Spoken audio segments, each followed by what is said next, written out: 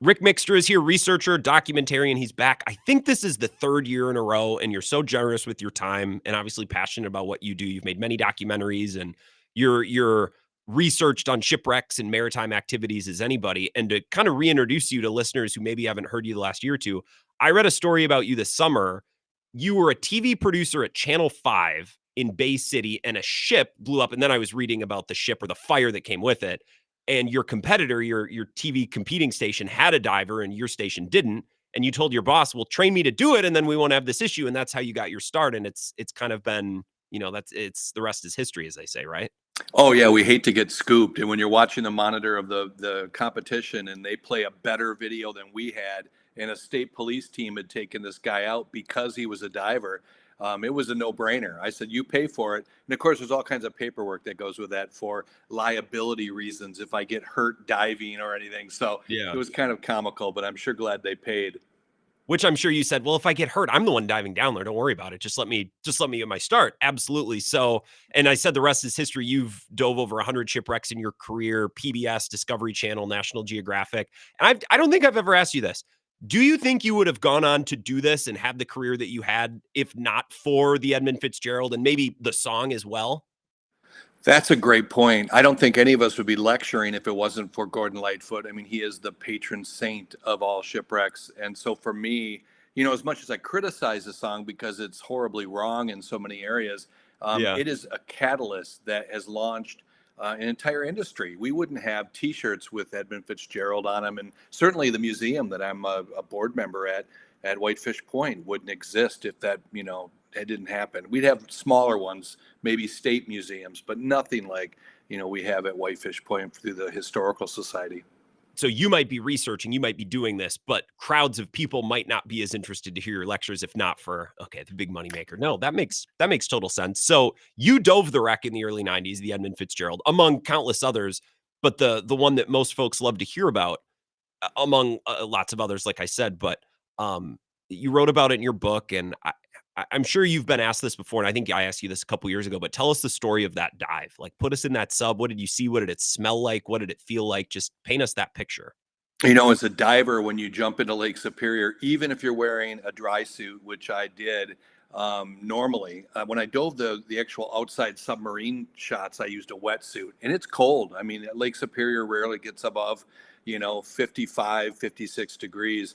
But in the submarine, you get inside, it's cramped, but I just wore a sweatshirt, and they sealed that hatch, and it stays at the atmosphere of where we are on the surface at 1 atmosphere. So, you don't have to worry about decompression. You don't have to worry about hanging on a line, in the case of the guys that actually dove the Fitzgerald and scuba, they had to hang on that line for 4 hours without really moving. And that means you just zap your core temperature away from you, no matter how much thermal protection you wear. So for me, it was surreal. You shut the door, you go down, it turns pitch black by the time you go past 200 feet. And then the lights go on and you see this moonscape on the bottom, which I'd never seen. I normally see beach sand. You don't see thick sediment, on so many of the shallower dives. So at 550 feet, it looks like the moon. And then when you finally go over the wreck and here's all this giant pieces, and then the letters that are, 3 feet tall, maybe a little smaller than that, but it was huge. It filled the porthole in the submarine that said Edmund Fitzgerald. It's a sobering reminder of what, happened on that wreck. You get a jubilation because you're doing something that very few people get to do. And then you see a blanket or a tarp hanging out of the window and you realize people died here. So it's that roller coaster of emotion going through that. But the real best part for me was I felt safe. I did not feel that I was pushing my luck or anything. People have asked since Titanic submarine, sadly imploded, did you feel the danger? Not really. This sub had been down deeper than that. It dove the Lusitania with Bob Ballard, who found the Titanic. It was, it still is diving the Delta. So I didn't feel that much danger at all. I felt more danger when I was actually outside of the submarine filming all the scenes that we did for our documentary. Have you ever felt freaked out or like something was about to go wrong when you were diving that deep underwater on any of the wrecks? Yeah, I mean, anytime you get into a deep diving situation, I've been down to 165 feet on air, and as I go past 100 feet, paranoia starts to hit in.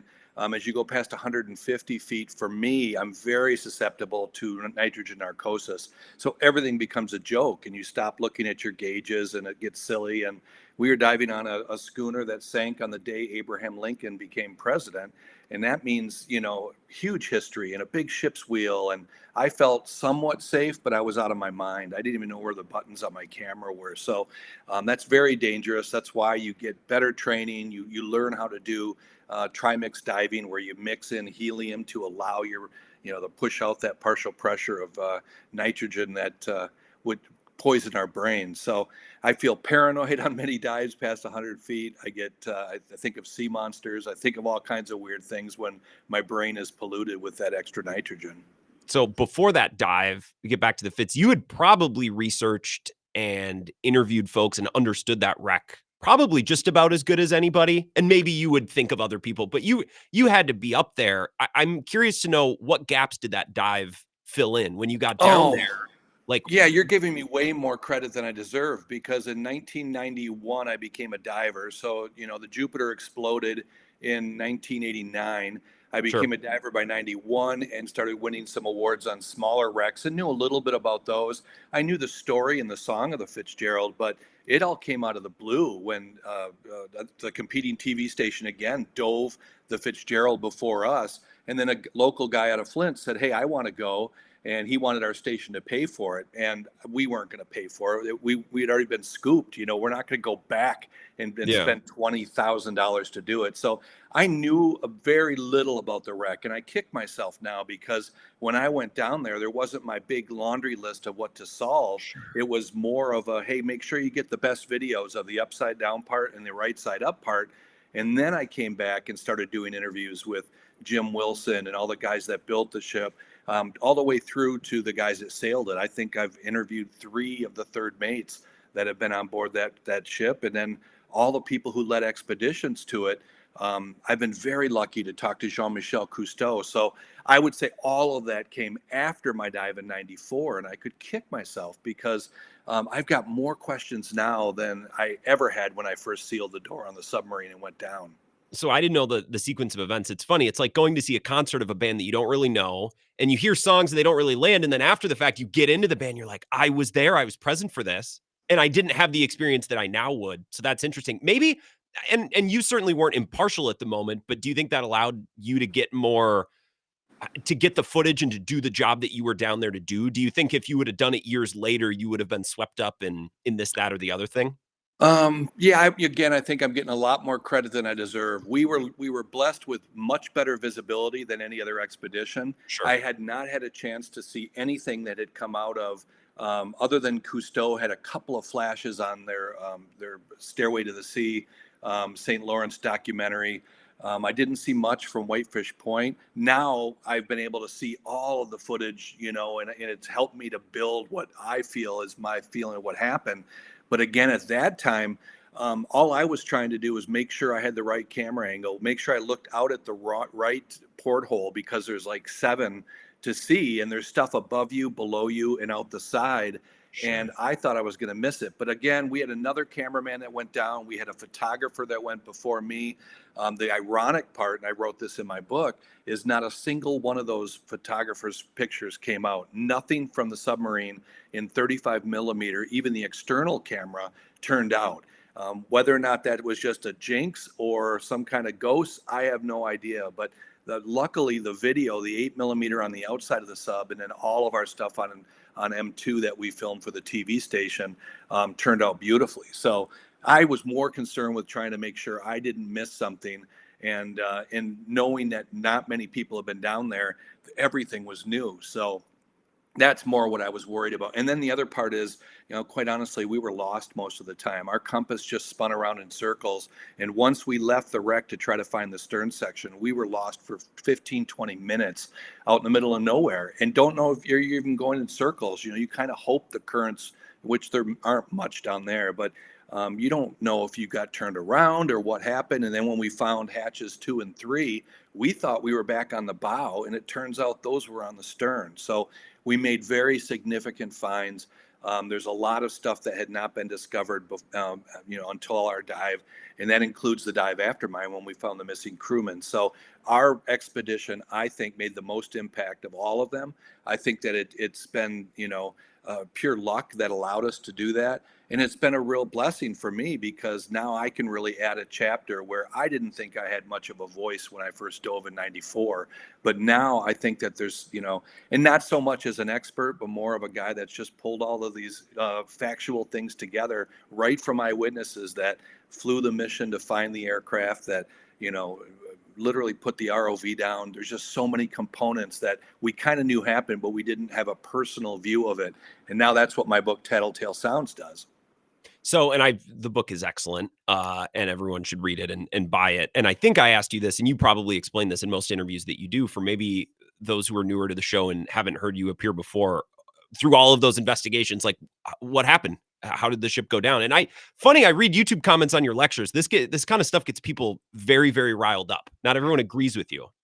No, they don't. And I'll be honest with you, it's kind of silly because if they read my book, I think that they would. It's real easy to say it Well, they ran listen to the aground. song. What do you mean? Yeah. Oh, yeah. I heard the song, or I know that Captain Cooper said that they came too close to the island, and that's why they ran. That they sank.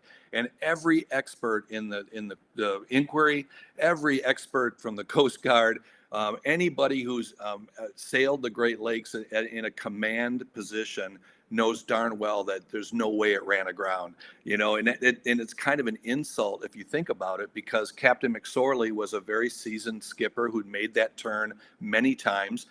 Captain McCarthy, who was his first mate, same thing, made that turn many times. The wheelman, Simmons was on since the day the ship was launched. He made that same turn. So you're going to tell me that with that experience and with all those radio beacons working, that they cut a corner and ran aground, even when the Coast Guard said, no, it would have taken an extra half hour to go anywhere near it. And then I talked to the guys on the Bayfield that surveyed it and said the water was deeper than what they thought up there. So if you hear the research, I think people that argue don't know that. And if they did, I think that they'd realize that it's silly to say that it ran aground. Now, all the other stuff, there's of course a million different possibilities, but I would say pretty much I've pointed out a couple things most people didn't know. There's no real cargo in the forward section. It somehow spilled out behind the shipwreck in the stern section, so it didn't go down in one piece. And I think that's what really is making a lot of people go, what? And then my book is also the first one that said that it might not be in all Canadian water. And that's been highly controversial, but it's hard to argue with the people, especially from one of the expeditions that was led by the museum, that they said, no, I'm telling you, it is in American water, the bow is. So there's a lot of big revelations that came out, and that's kind of a miracle if you think about it. 50 years after it sank, that's incredible. Well, and as an interviewer, this is the third time that you've been back on, and I want to talk about the main points that everyone wants to hear with these wrecks, but I'm also like, well, now I got to pour through everything because I can't. It's a 50-year-old shipwreck. It's not like people are publishing new things every year that we can discuss and talk about. Ric Mixter is here. You know what I think is really interesting? The captain, Ernest McSorley. Everything I read about him, he had a reputation as this bad weather sailor, which I think that the fact that that's common knowledge and the fact that that's written about almost speaks to the lore and the mythology of these lakes, that these captains had reputations, almost like it's this iconic football coach that's like, well, he always went for it on fourth down. Like, I just think that speaks to I don't even know what to call it, the mythology, if you will, of the people who sail these lakes and still do. It does, and part of it, that bravado, it makes you sad because 29 guys are dead because of it. But if you hear the interview from Captain Cooper that was done by the museum staff some years ago, he was long gone before I started doing Fitzgerald research. So I'm lucky to have the full interview, and he says, I always trusted my ship. We knew it would get me through.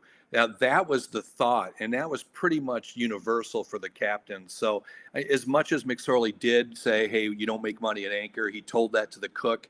Again, another interview that I did that nobody else has. To me, it really does build a picture of a guy that pushed on regardless, and knew that his ship would be damaged in even minor squalls, and yet he went through 4 gales in 1975 alone. So how much of that hull was damaged again? He was told by the engineers, according to the cook, that the keel was loose again, and he said, "You just have to keep it together for one more year, and I'm out of here." So that is stuff that is legitimately heard by somebody and repeated, and yet most people go, "Oh no, they just ran aground." And like, no, the facts are there. The smoking gun with the hatches folded in on the bottom is another absolute thing that you cannot ignore. The lack of taconite that's in the forward section, where the Clelia submarine actually went into hatch 2 and didn't touch any cargo that I heard of. I've got the whole recording of them going in. It just shows to me that it broke apart on the surface and it went down, and it went down because it had some structural issues. It was leaking through the hatches and was certainly leaking through the vents. So all of that put together led to just an absolute catastrophe where the guys never even had a chance to call for help. So knowing what you know about this wreck and the lake and the weather on the lake and the way that it works and the people, could you describe, if you were to be standing on the deck, as that ship's getting ready to go down, what would you have seen and heard? Like, what would you have experienced? And I'll first put into perspective in that, I've done now since the dive, I've done more research on the great storms than I'd say anybody. I've Mhm. talked to guys that survived the 1913 storm and watched 4 ships, that vanished into Lake Huron. 1940 storm, 2 guys that survived on the Novadoc.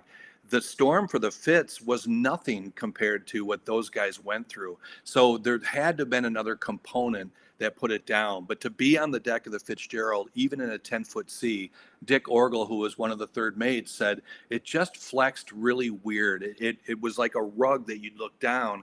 And the captain looked at him and he said, "Hey, that looks weird." And the captain said, "Sometimes it scares me." This is McSorley telling him this. So to me, I think they saw the flexing. It didn't seem like it was anything, worse than they'd seen before. The radar was telling them that they only had 19 miles to go, and they fully expected it.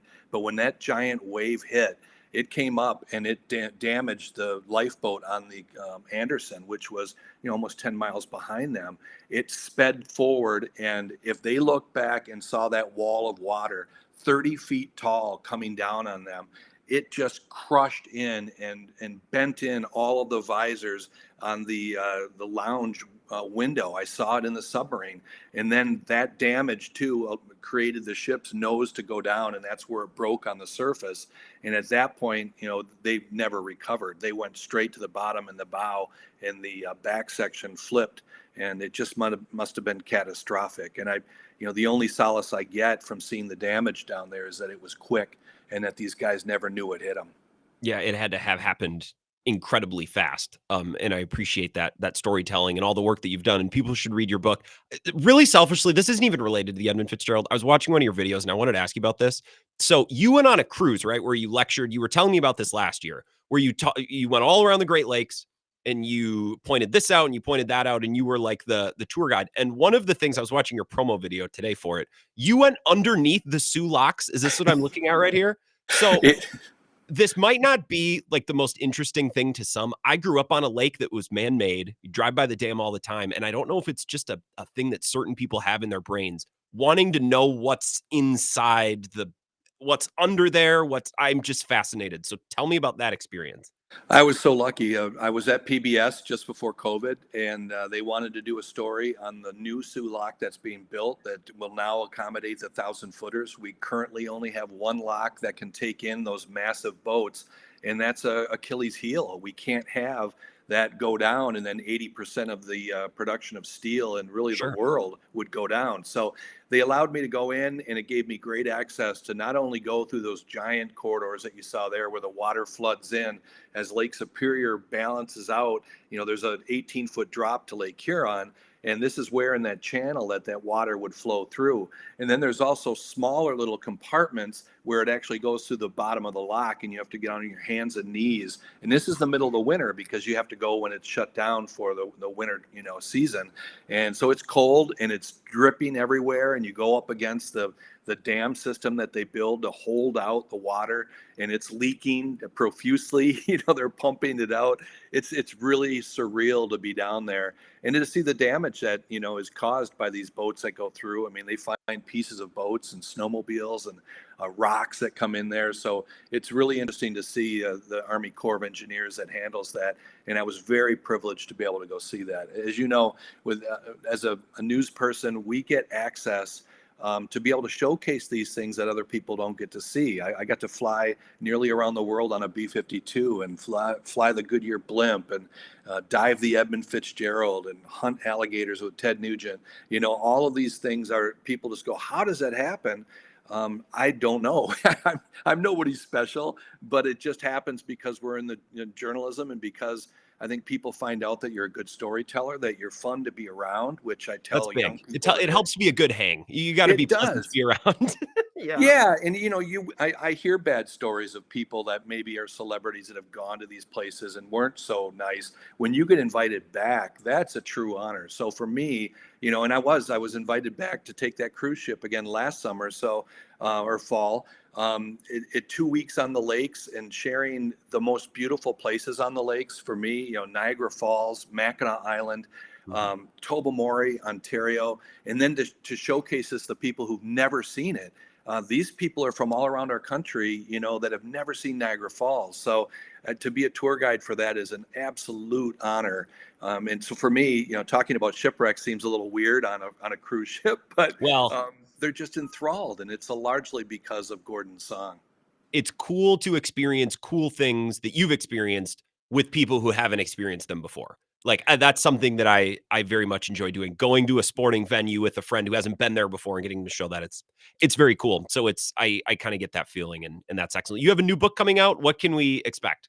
I'm super excited. I found it. Well, I didn't find our incredible wreck hunter Daryl Urtel with the Great Lakes Shipwreck Historical Society went out and started scanning all of the area off Grand Marais to Whitefish Point. So the area around where the Edmund Fitzgerald is, all on the United States side, and we've surveyed tens of thousands of miles, and they found 14 new shipwrecks, and one of them was the Huronton, and it connected in with my Great Lakes storm of 1940, my documentary Safe Ashore, in that Dick Simpel, the first mate, was a first mate on board this vessel that we found as well. So he had saved a dog. It was the mascot. He got off before the Huronton went down, and thank God everybody was saved.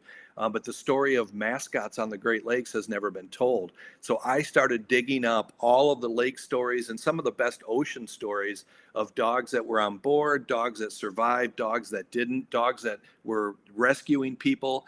And I've turned this now into a 250-page book that I'm laying out now. So from the story of Tony the Bulldog in the 1913 storm to the Huronton's bulldog that was rescued, all the way into the dog that was in the storm for the Edmund Fitzgerald. All of those will be told in Howling Winds, and I'll have that out in February. February, and can we look for it? I know your website is lakefury.com. Is there a better place that we can look, or will that do the trick? My favorite place is all the maritime museums around the Great Lakes. I think if you've got a museum that's near there, but if you are farther away, Sure. you can obviously go and get it online at shipwreckpodcast.com or lakefury.com. Or if you just search Howling Winds, you'll find it for sure when we get past Christmas. Very passionate, informative, and very generous for doing this year after year. Thank you so much, Ric, for your time. It is my pleasure. Thank you for your interest.